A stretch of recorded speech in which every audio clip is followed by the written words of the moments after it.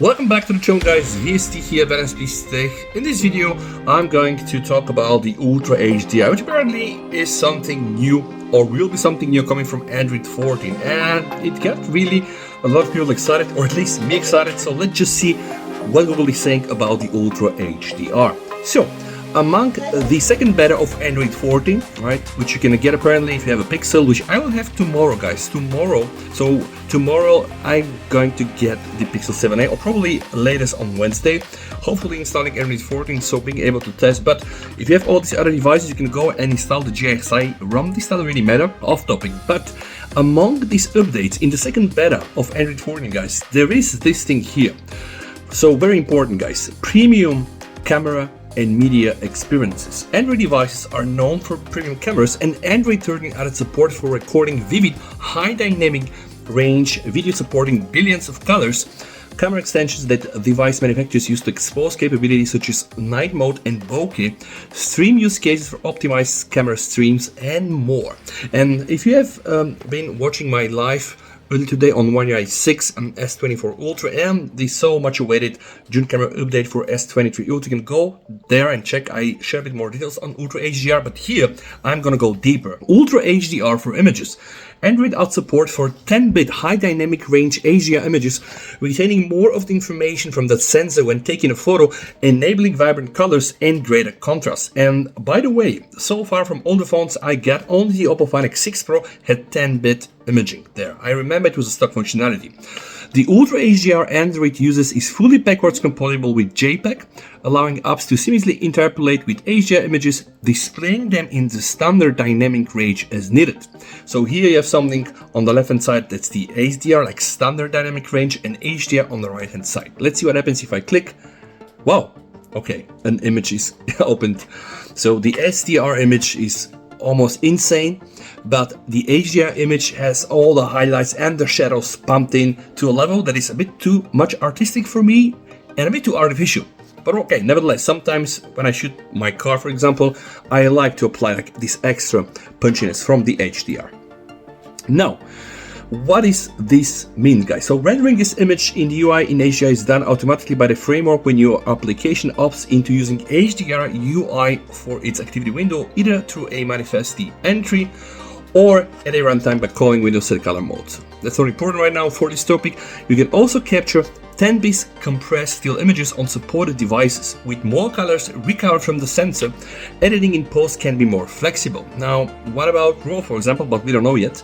The gain map associated with Ultra HDR images can be used to render them using OpenGL or Vulkan. And there is also, guys, a clickable link. When you click on this link, you're gonna get the information on Ultra HDR image format version 091.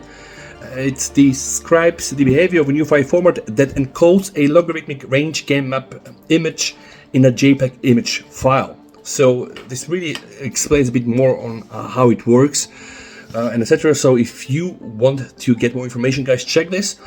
But what is the motivation there? First, it's backward compatible, and I also said this in my previous video, One UI 6 leaks. So if you have an old device that supports HDR10, you most probably will be able to reproduce Ultra HDR, so that on native viewers the conventional HDR image is displayed, not take up too much extra space, which means it will take extra space. Additionally, the display technique must not require heavy processing to decode, be able to adapt to any ratio between a display's HDR and SDR white points, which can vary significantly between devices or even temporarily on a single device. And finally, guys, it's important, the technique must be able to do all of the preceding actions without ever, and this is very key, guys, without ever clipping highlights, crushing shadows, which is melody to our ears, changing or compressing local contrast, and changing relative tonal relationships. Why is this so important? Like clipping highlights, crushing shadows.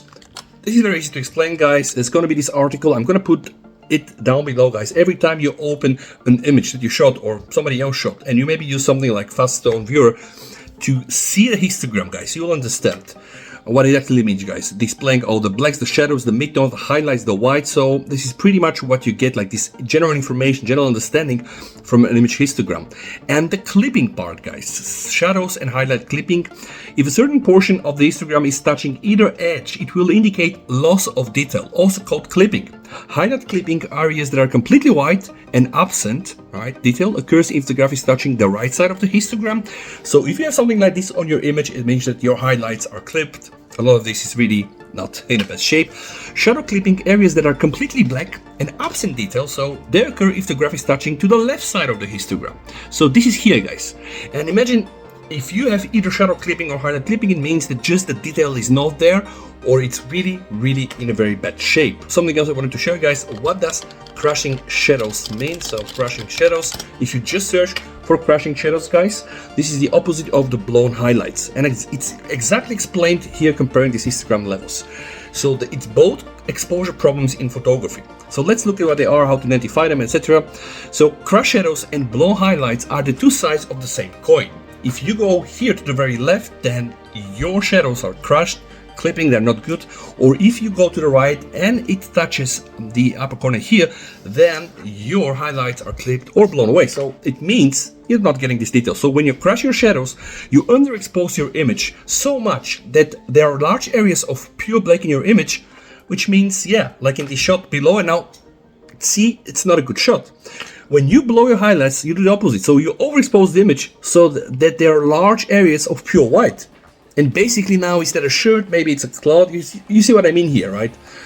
There is, of course, the gains when you shoot raw to try to correct them.